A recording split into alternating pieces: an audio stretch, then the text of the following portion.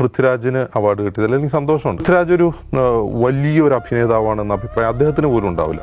ഞാൻ ഒരു ഗ്രേറ്റ് ആക്ടറാണെന്ന് അദ്ദേഹം പോലും പറയുന്നത് എനിക്ക് തോന്നുന്നില്ല.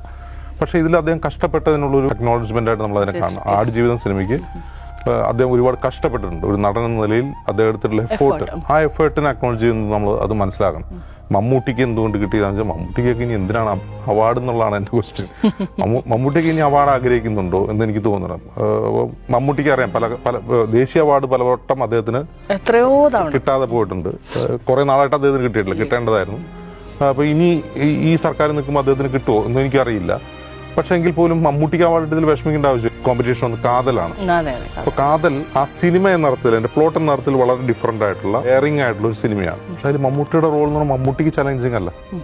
പുരസ്കാരങ്ങൾ നമ്മളെ അന്വേഷിച്ചു വരികയാണ്. നമ്മൾ പുരസ്കാരങ്ങൾ തേടി പോകുന്നതിനേക്കാൾ നല്ലത് സത്യസന്ധമായി അർഹിക്കുന്ന സമയത്ത് ആ